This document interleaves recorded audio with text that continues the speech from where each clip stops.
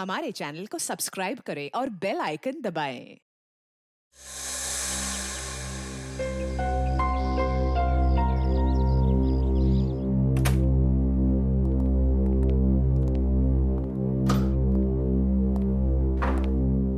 Sir, ये है आपका रूम। सर, अगर आपको खाने पीने की किसी भी चीज का ऑर्डर देना हो तो वो रहा फोन सर, नंबर 9 डायल कर दीजिएगा। Thank you.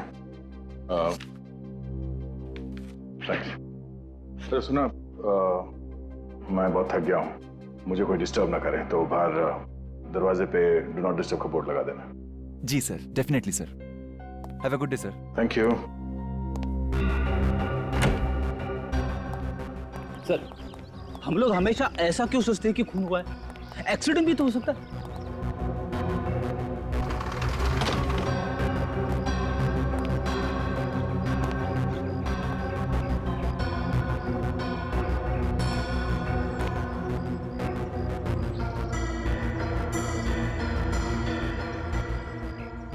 हमारे आने से पहले यहाँ की पुलिस भी तो 8-9 दफा छानबीन कर चुकी है ना।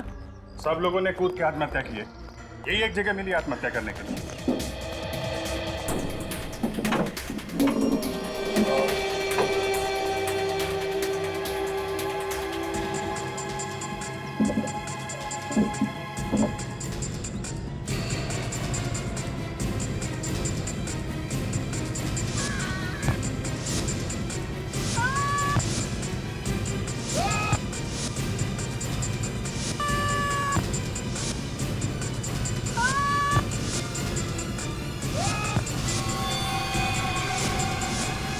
मुझे तो लगता है कमरे में आत्माएं घुस गई है। फिर भाई सर, आत्मा कहती है कुछ जा, आदमी कुछ जाता है। फ्रेडी, अगर मैं थोड़ी देर तुम्हारे साथ और रहा ना, मैं खुद आत्मा बन जाऊंगा। दया, ये क्या कर रहा है? अरे दया, नीचे हटो। दया, दया, नीचे हटो, नीचे हटो। क्या कर रहे हो? होटल वालों को पता नहीं चलना चाहिए कि हम लोग कौन हैं। जल्दी चलो।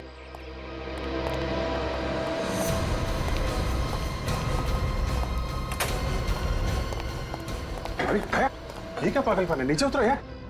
सर प्लीज नीचे उतर जाइए। आप आत्महत्या क्यों करना चाहते हैं? फ्रेडी, मैं आत्महत्या क्यों करूंगा? मैं अभी तक तुमसे इतना परेशान नहीं हुआ हूँ।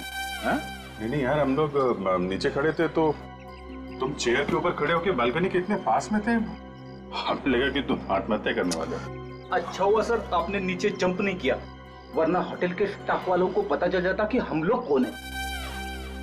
अब जीतिए, देखो यहाँ से नीचे कूदने के लिए मुझे इस कुर्सी की जरूरत नहीं है, कुर्सी के बगैर भी मैं यहाँ से कूद सकता हूँ। लेकिन अगर किसी और को नीचे फेंकना पड़े, वो भी इस तरीके से कि वो मुंह के बल गिरे, इसके लिए चेयर का इस्तेमाल करना पड़ेगा। ये निशान देखो, एक कुर्सी से लगा हुआ निशान है। एक कुर्सी यहाँ पर बार बार रखने से ये निशान आया है। आत्माएं चढ़ रही है कुर्सी पे। आत्मा नहीं है फ्रेडी, खूनी है। खूनी खूनी ने लक्षिता को और बाकी लोगों को इस चेयर का इस्तेमाल करके नीचे फेंका है। खूनी ने।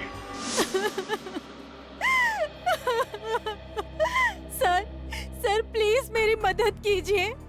होटल ब्लू रॉबिन में मेरी बेटी का खून हुआ है, मगर कोर्ट घर की पुलिस ने इसे आत्महत्या करार कर दिया है। माया जी, आप चिंता मत कीजिए। अगर आपको लगता है कि आत्महत्या नहीं हत्या है तो हम हत्यारे को जरूर पकड़ेंगे, लेकिन पहले आप प्लीज पूरी बात बताइए।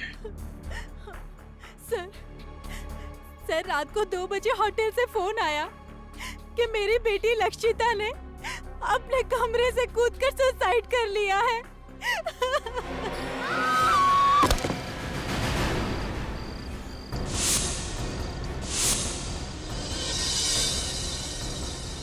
मेरी बेटी ने आत्महत्या नहीं की है, खून हुआ है उसका। देखिए मैम, पोस्टमार्टम की रिपोर्ट के हिसाब से आपकी बेटी का मर्डर नहीं हुआ है, उसने सुसाइड किया है। सुसाइड।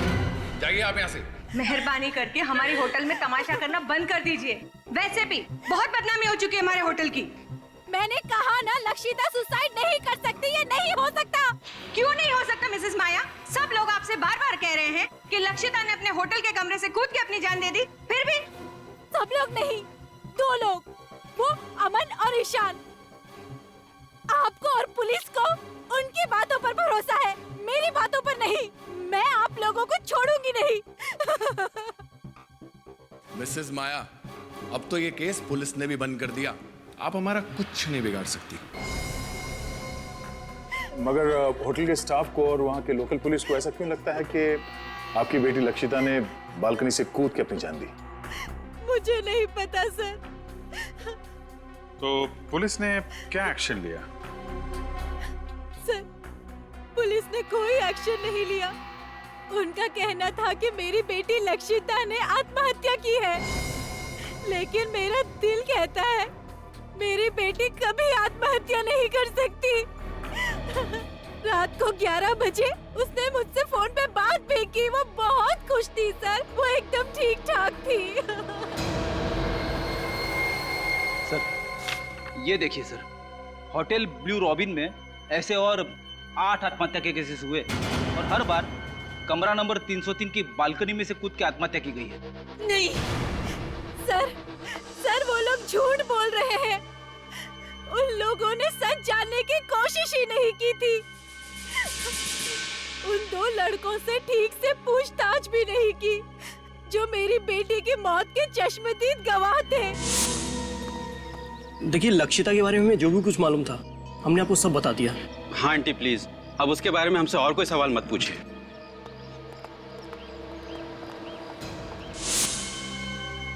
सर, ये रिपोर्ट देख लीजिए। 4 लड़कियों की मौत हुई है और 4 आदमियों की। सबकी मौत रात 11 बजे से रात 1 बजे के बीच में हुई है। और पुलिस को किसी पे शक नहीं? हाँ सर, उनका कहना है कि लक्षिता की तरह बाकी 8 लोगों ने जब कमरा नंबर 303 की बालकनी में से कूद के आत्महत्या की तब कमरे में और कोई नहीं था। पूरा कोटघर उस होटल की बालकनी को भूतिया बालकनी कहता है। अगर उस होटल में ये सब हो क्या रहा है, ये तो पता लगाना पड़ेगा दया।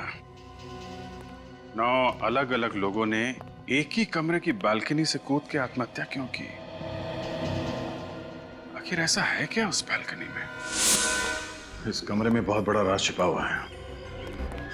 होटल के स्टाफ को और होटल के मालिक को सब पता होगा कि सब क्यों हो रहा है। जब नीचे रिसेप्शन में मैंने यही कमरा मांगा तो होटल का मालिक रेहांश और बाकी के स्टाफ मेंबर्स का चेहरा एकदम फीका पड़ गया था। हम लोग यहाँ करीब 1 हफ्ते रहेंगे। हमने यहाँ पास वाले केंद्र में औरतों की सुरक्षा और शिक्षा के लिए एक अभियान का आयोजन किया है। बहुत अच्छा काम कर रहे हैं आप लोग। हाँ वो तो है। मेरा नाम रेहांश है, मैं इस होटल का मालिक हूँ और ये मेरे मैनेजर हैं समर्थ। ये पर्सनली आपकी जरूरतों का ध्यान रखेंगे और आपको यहाँ कोई प्रॉब्लम नहीं होगी। सर, पीछे वाली विंग में आप लोगों के लिए रूम्स रेडी कर दिए गए। पीछे वाली विंग में एक दुविधा है। हम चाहते हैं कि पीछे वाले विंग में नहीं बल्कि आगे वाले विंग में कमरा मिल जाए तो। आगे वाले विंग में हाँ, और अभी टॉप फ्लोर हो तो और भी बेहतर। टॉप फ्लोर सर, वो एक्चुअली वो तो सकता है, लेकिन कोई दिक्कत है तो कोई बात नहीं परितोष, हम कहीं और होटल में चेक इन कर लेते हैं। नहीं नहीं सुदर्शन जी, दूसरे होटल में क्यों जाएंगे? ये है ना मालिक जी रेहांश जी, आप देखिए ना, इनके पसंद का कमरा दीजिए ना इनको। ठीक है, बस तो प्रॉब्लम क्या है? आप हमें कमरा दिखा दीजिए, जो पसंदीदा कमरा है वो हम चुन लेंगे। ठीक है सर। Sir 1 minute. कुछ सर, अब क्या करें? देखो 1 लाख का सवाल है, ठीक है ना, और वैसे की वैसे ही बहुत जरूरत है हमें इस टाइम पे। कमरा दे देते हैं, बाकी इनकी किस्मत। ओके सर, ठीक है, चलो चलो चलो। और सुनो, ये सर को रूम्स दिखा दो। Okay sir. ये सामान ले लीजिएगा। जी सर। ये संभाल के संभाल के।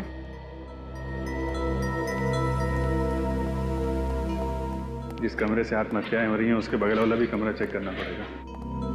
बेटी देखिए, नीचे का कॉरिडोर चेक कर लो। पूर्वी,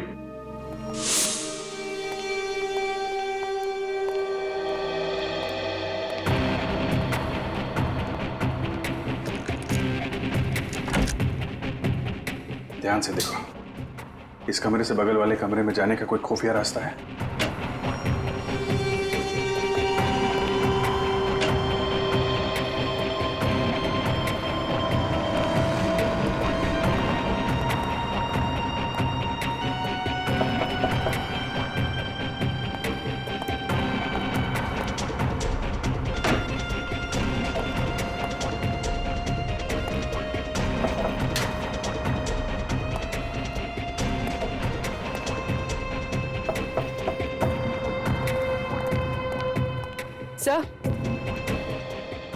सर ऐसा कोई खुफिया रास्ता तो दिखाई नहीं दे रहा।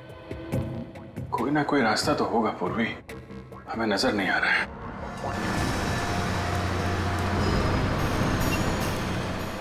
अरे भाई साहब, लोकेश लौकी आप ही हैं? जी साहब, लौकी मैं हूँ। जब होटल रॉबिन ब्लू में लक्षिता ने जान दी थी तो उस वक्त तुम वहाँ मौजूद थे? आप लोग कौन? हम लोग सीआईडी से हैं। हमारे सवालों का सही सही जवाब दो।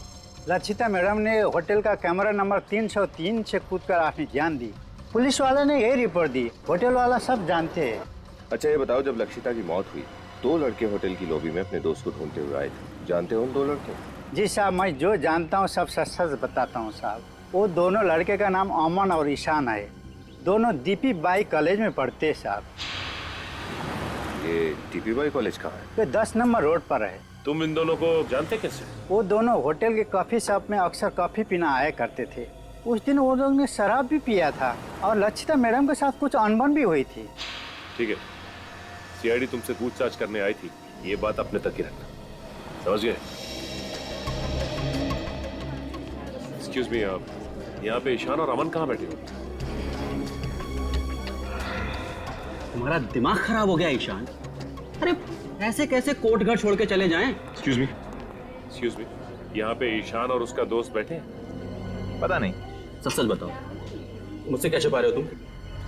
अमन, मैं तुमसे कुछ भी नहीं छुपा रहा हूँ। जो कुछ भी हुआ हमारे सामने हुआ।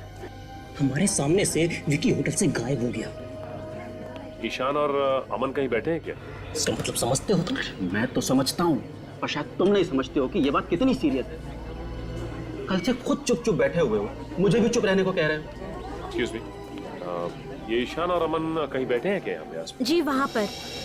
वो सामने उस टेबल पर? जी। उसके माँ बाप को फोन करने से मना कर रहे हो, पुलिस में रिपोर्ट लिखाने को मना कर रहे हो, क्यों?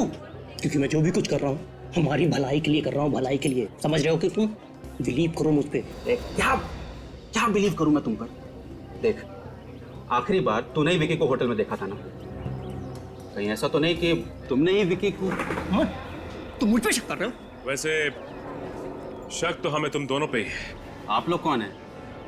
हम लोग सीआईडी से, और ये जानना चाहते हैं कि विकी के गायब होने की बात तुमने पुलिस से छुपाई क्यों?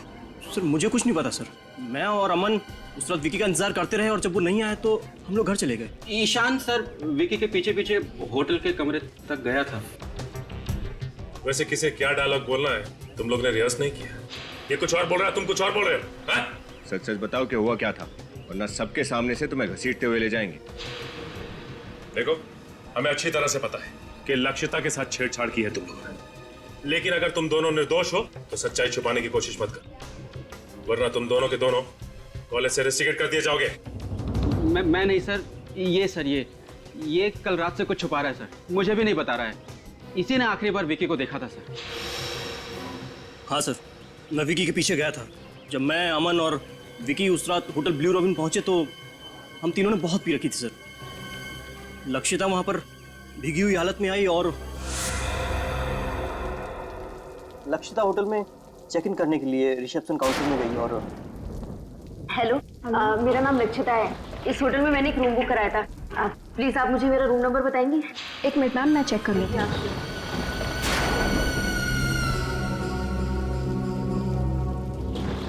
सॉरी मैम, हम वो रूम आपको नहीं दे सकते। मैंने आपके होटल में रूम बुक कराया था। प्लीज आप फिर से देखिए। मैम उस रूम में काम चल रहा है। आपके होटल में कुछ भी काम चल रहा हो, ये मेरी प्रॉब्लम नहीं है। आपके होटल में मैंने रूम बुक कराया था और इसके लिए मैंने आपको एडवांस भी दिया था। अब मुझे मेरा रूम चाहिए बस।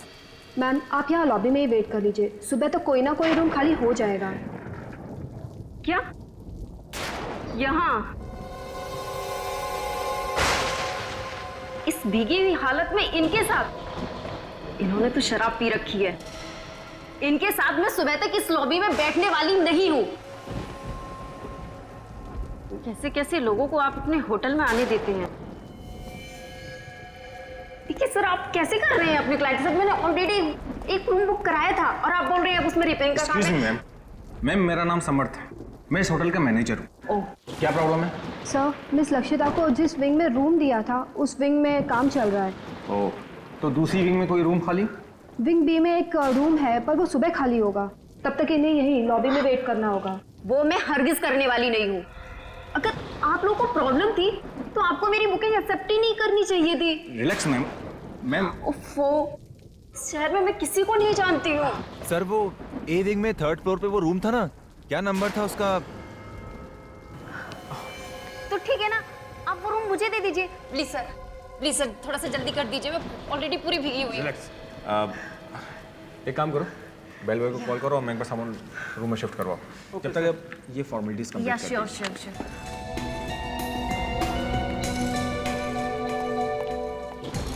303 सामान लेके जाओ।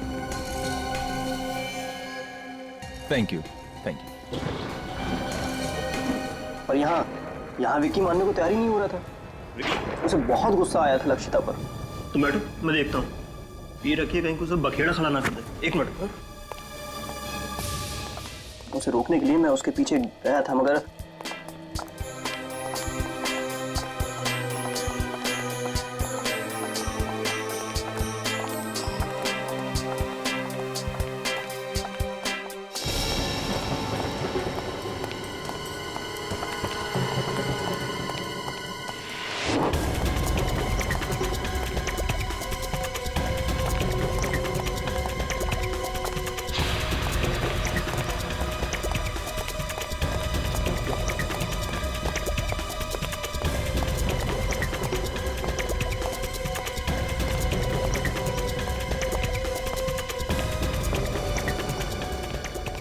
जब मैंने विकी को रूम नंबर 303 की तरफ जाते हुए देखा तो मैं घबरा गया सर, क्योंकि वो रूम तो लक्षिता को दिया गया था।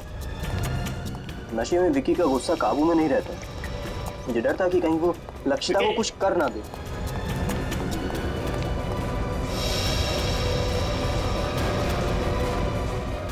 विकी, विकी! आप यहाँ क्या कर रहे हैं? आप तो हमारे होटल के गेस्ट नहीं हैं। आप प्लीज लॉबी में चले जाइए, प्लीज चलिए। होटल के स्टाफ को विकी के बारे में कुछ भी नहीं पता है। बस मन में प्रार्थना करने लगा कि विकी लक्षिता पर हाथ ना उठाए और चुपचाप वापस लॉबी में आ गया। चलो, बहुत देर हो गया। कहाँ रह गया यार ये? 3 घंटे बीत गए सर, फिर भी जब विकी वापस नहीं आया तो अमन और मैं होटल से चले गए। और क्या करते सर, बारिश भी रुक गई थी। अब होटल लॉबी में बैठने का कोई भी बहाना नहीं था हमारे पास। जिस लड़की से कुछ देर पहले हम लोग झगड़ रहे थे, उसे हमारे सामने दम तोड़ते हुए देखकर हम लोग बौखला गए। डर के मारे हमने ऊपर रूम की तरफ नहीं देखा। समर्थ साहब, समर्थ साहब, जल्दी आइए। समर्थ साहब, देखिए। Oh my God,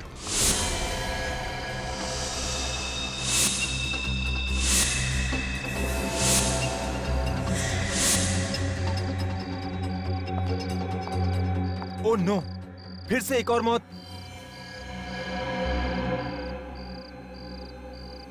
miss Lakshita. 303 sir, Riyansh sir को इन्फॉर्म करना होगा। हाँ, रियांश सर को फोन करके उठाओ। और तुम लक्षिता के रूम में जाकर चेक करो, इसका सेल फोन होगा, उसमें इसके घर वालों का फोन नंबर होगा, और इस हादसे के बारे में इसके घर वालों को इन्फॉर्म करो। रूम नंबर 303 की 9वीं दुर्घटना है, फिर से पुलिस को बुलाना पड़ेगा। और उसके बाद अगले दिन हम फिर से विकी को ढूंढने होटल में गए थे सर, लेकिन पुलिस वहाँ पहले से पूछताछ कर रही थी और तब तक भी विकी का कुछ पता नहीं चला था। और तुम दोनों अब तक चुप रहे। हाँ, हो सकता है कि लक्षिता की मौत की वजह विकी हो।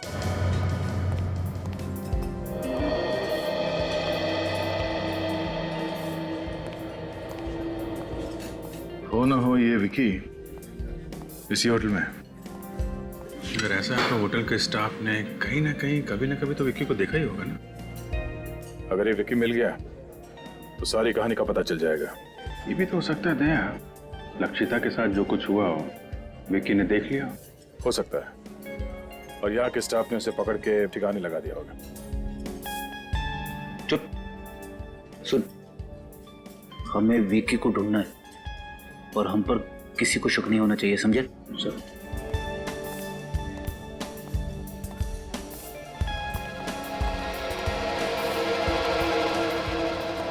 चले भाई, चल उधर। क्यों रे फेंको? हाँ, बहुत ऊंचा ऊंचा फेंक रहा था ना। क्या हुआ? पैसे का क्या हुआ? हाँ, कब दे रहा है? इंस्टॉलमेंट निकालता है कि इधर ही तेरा डाउन पेमेंट कर डाले। देखो, पहले छोड़ो मेरे बेटे को, छोड़ो इसे।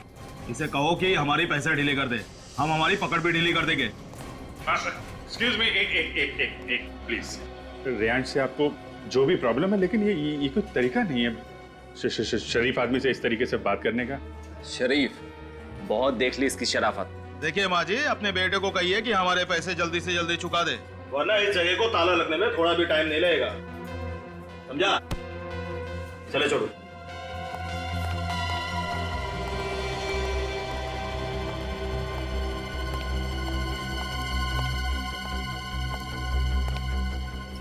चलो मेरे साथ।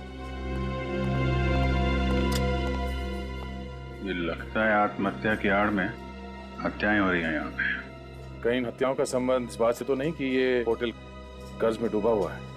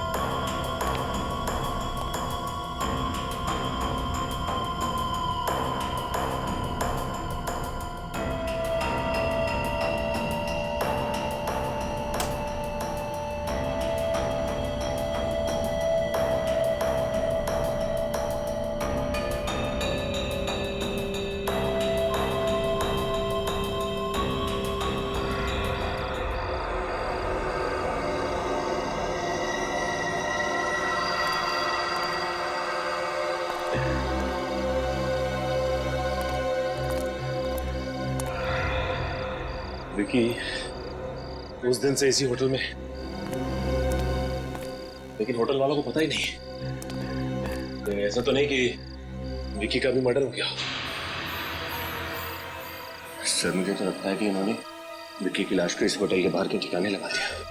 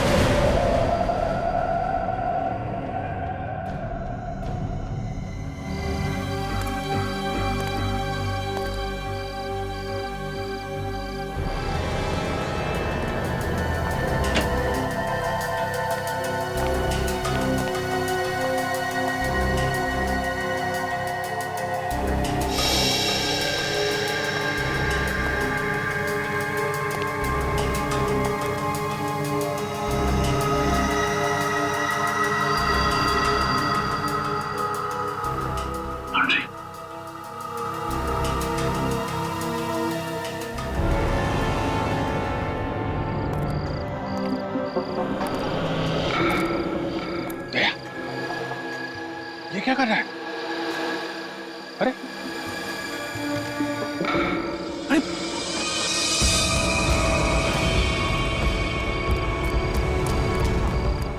दया,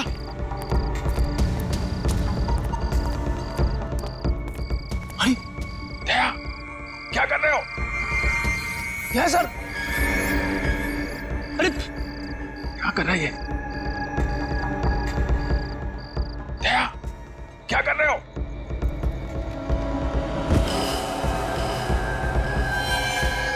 दया, अरे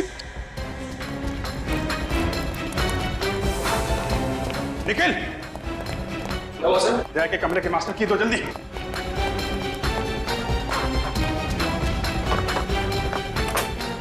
दया, ये क्या कर रहे हो? दया, जल्दी, दया, इसको लेकर बैठा जल्दी। दया, संभल के। सर, सर, सर, डॉक्टर को बुलाओ जल्दी। दया, क्या हुआ है? सर लगता है सर को कोई नशीली दवा दी गई है। मगर वो आदमी अंदर आया कहां से? खूनी दरिंदे। नहीं, वो सारे के सारे कुल्हाड़ी लेके मुझे मारने आ रहे हैं। नहीं, और वो औरत, उससे कहो कैसे चीखे नहीं। मैं पागल हो जाऊंगा। पागल हो जाऊंगा मैं, पागल हो जाऊंगा मैं कह रहा था ना सर, कमरे में आत्मा है, कमरे में आत्मा आती है। Shut up ready. ऐसा क्या देख लिया दया ने यहाँ इस कमरे में? आइए डॉक्टर साहब आइए, आइए। डॉक्टर प्लीज जल्दी देखिए। मेरे दोस्त को भ्रम हो रहा है कि कई लोग इसे मारने आए थे। मैं अभी चेक करता हूँ।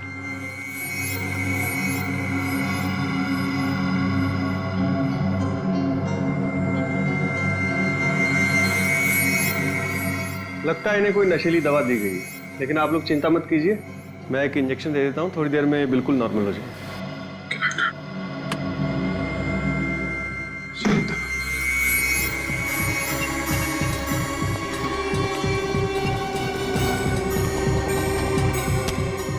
ये तो बंद है।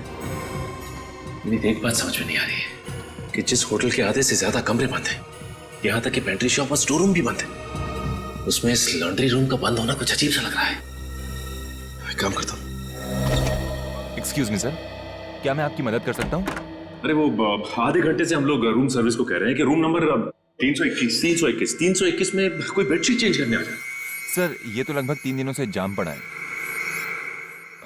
मैं दूसरे विंग से बेडशीट भिजवाता हूँ। प्लीज थोड़ा जल्दी कीजिए। Okay okay sir. सर 3 दिन पहले तो लक्षिता की मौत हुई थी। एक काम करते हैं, अंदर चलते हैं, सब पता चल जाएगा। अब कैसा लग रहा है दया तुम्हें? क्या हुआ? तुम सब लोग यहाँ कैसे? दया तुम नीचे कूदने वाले थे। I mean, कोई तुम्हें खिड़की से नीचे फेंकने की कोशिश कर रहा था। हम लोगों ने नीचे से देखा और चिल्लाए तो शायद वो आदमी भाग गया। लेकिन हुआ क्या था यहाँ इस कमरे में? अभिजीत, मैं इस कमरे में 10:40 में आया और अंदर आके मैंने पहले ये दरवाजा अंदर से बंद किया, फिर उसके बाद मैंने ये लाइट स्विच ऑफ कर दिए और यहाँ बेड पे लेटा हुआ था कि अचानक मेरा सर घूमने लगा। ऐसे लगा जैसे इस तरफ से बहुत सारे लोग कुल्हाड़ी लेके मुझे मारने आ रहे हैं। और उसके बाद शायद मैं बेहोश हो गया। अगर अभिजीत, अगर मैं बेहोश था तो खुद अपने आप उस चेयर पे नहीं चढ़ सकता था। इसका मतलब है कोई और यहाँ इस कमरे में आया था। हाँ दे, मगर निखिल बाहर पहरे पे था तो आदमी अंदर आया कैसे? और हमारे आने से पहले वो भागा कहां से? दरवाजा तो अंदर से बंद था।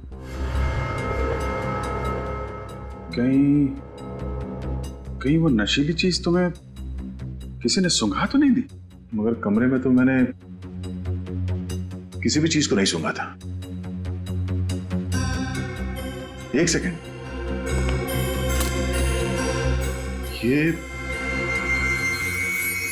जब मैं डिनर करने कमरे से बाहर गया उस वक्त ये मशीन कमरे में तो थी नहीं। और जब वापस आया उसके बाद भी मैंने किसी रूम सर्विस वाले को नहीं बुलाया। तो फिर ये मॉस्किटो रिपेलेंट कमरे के अंदर आया कहां से?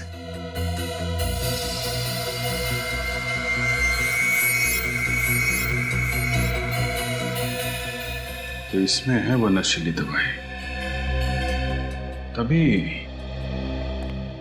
जिन जिन लोगों को इस कमरे से फेंक के खून किया गया था, उनकी पोस्टमार्टम रिपोर्ट में ड्रग्स का नामो निशान नहीं था। उन सबको ये नशीली दवाई सुंघाई गई थी, जिसकी वजह से वो बेहोश हुए थे और उनका खून कर दिया गया। फिर से चेक करते हैं कमरा।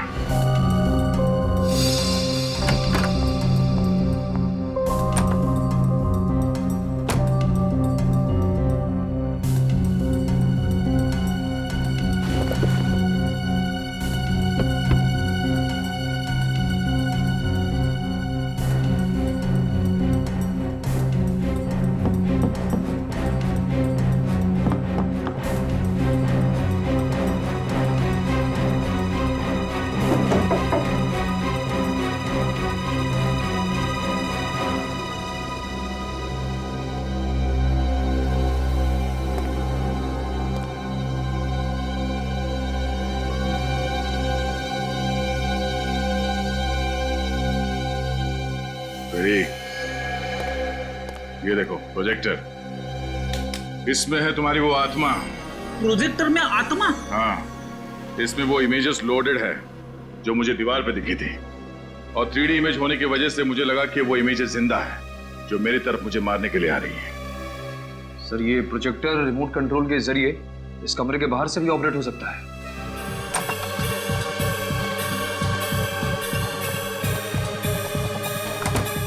बहुत बदबू आ रही है, शायद इधर से।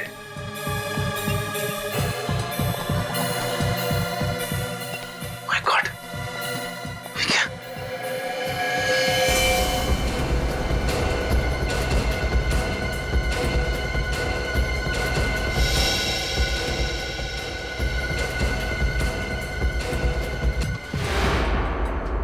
चाकू लगा ऐसे।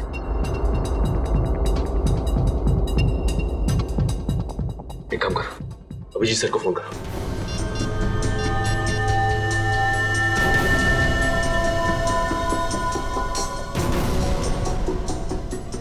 विकी,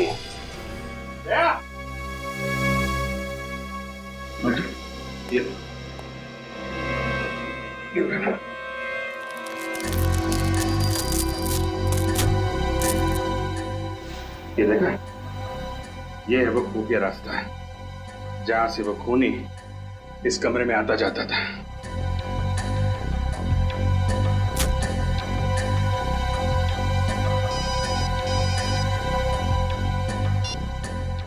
मिनट। अच्छा, रुको वहीं पे, विकी की लाश मिली है। निकल, होटल के मालिक और मैनेजर को लॉन्ड्री रूम में बुलाओ।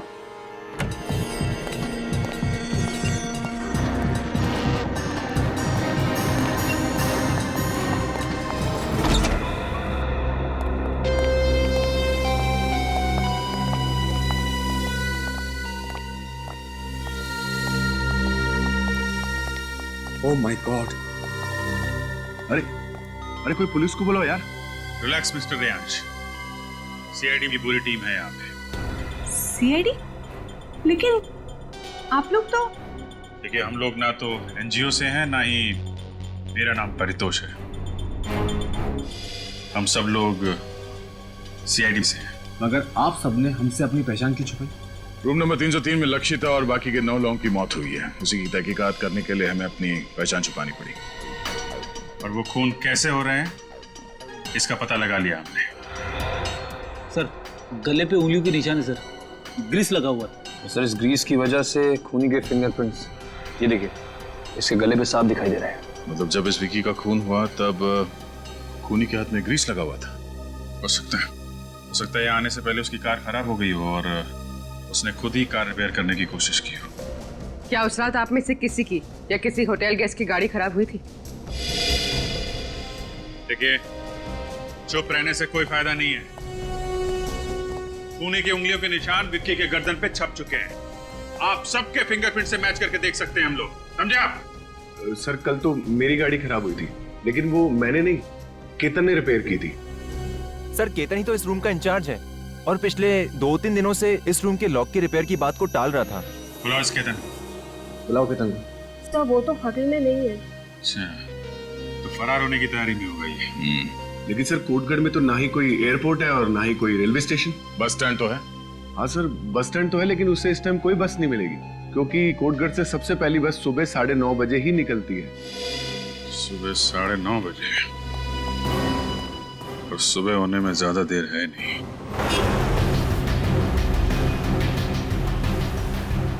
मुंबई जाने वाली पहली बस डिपो से 9:30 बजे निकलेगी। उसे किसी भी हाल में डिपो में दबोचना बहुत जरूरी है। सर अगर हम रात को ही डिपोट पे पहरा देते तो शायद ठीक रहता। नहीं विनीत, वार तब करना चाहिए जब लोहा गर्म हो। अगर केतन को पता चल जाता कि हम बस डिपो पे उसका इंतजार कर रहे हैं तो वहां से भागने का कोई और रास्ता निकाल लेता।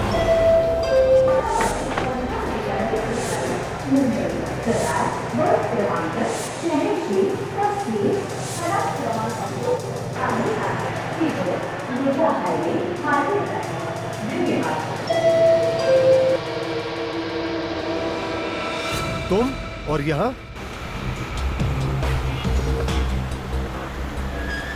मैं तुम्हारे पाप में और भागीदार नहीं बनना चाहता।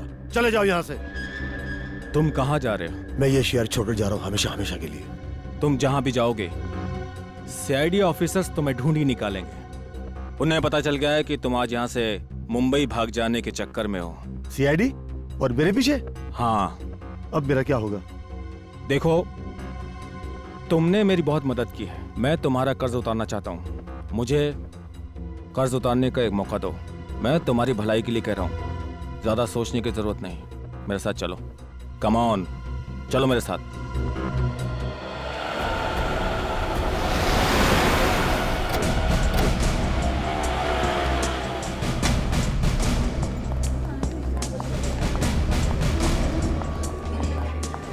एक्सक्यूज मी, आपने ये आदमी को देखा है कहीं?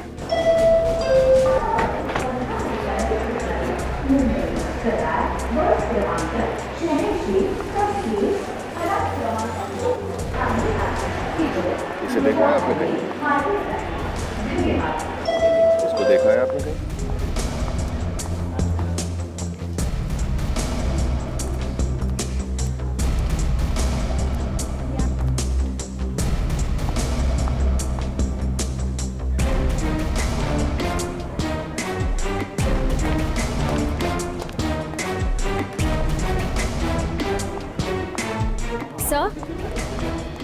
सर, केतन को यहाँ किसी ने नहीं देखा। नहीं विनीत, यहाँ आते जाते सभी यात्रियों पर कड़ी नजर रखो। हो सकता है वो यहाँ से भेज बदल के भागने के चक्कर में।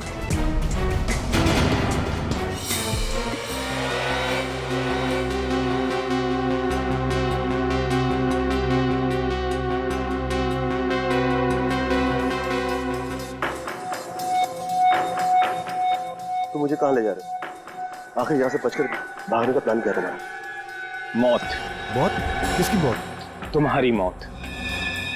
आखिर ऐसे कब तक भागते रहोगे? मैं तुम्हारी इस दौड़ को ही खत्म कर देता हूँ। हर क्राइम में तुम मेरे साथ रहे हो। तुम मेरे सच्चे साथी हो।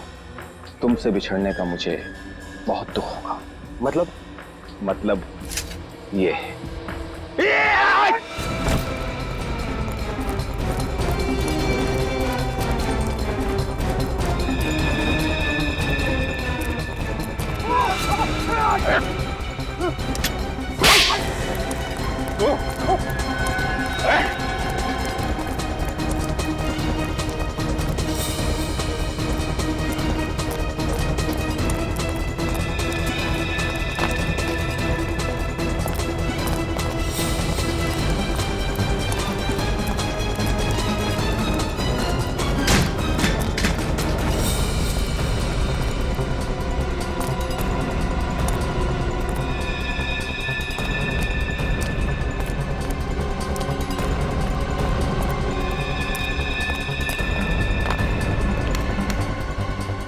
सुबह सुबह जॉगिंग करना सेहत के लिए बहुत अच्छी होती है।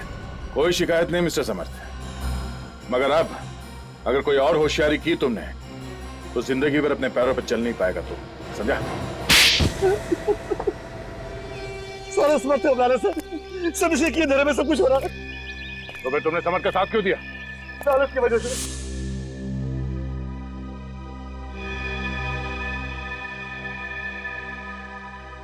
इसने मुझे 10% का पार्टनर बनाने का वादा किया था।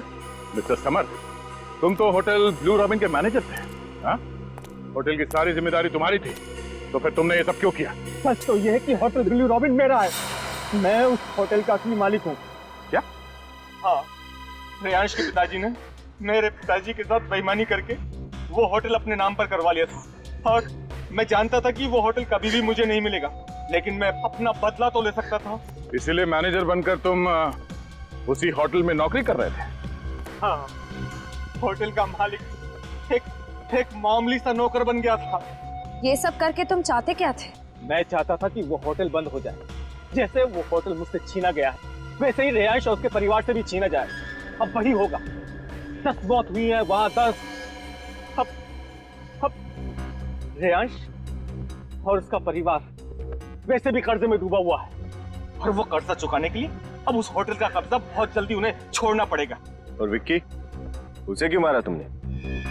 विक्की हमारा राज जान गया था। मैं उसे मारना नहीं चाहता था, पर किसी गवाह को जिंदा भी नहीं छोड़ सकता था। मुझे तुम पर तरस भी आ रहा है और गुस्सा भी। रेयांश के पिताजी ने तुम्हारा हक छीन लिया, गलत किया, मगर तुम्हें भी कोई हक नहीं है कि अपना बदला लेने के लिए 11 बेकसूर लोगों की हत्या कर दो। बस अपने आखिरी दिन गिनने शुरू कर दो, तुम्हें तो फांसी होके ही रहेगी।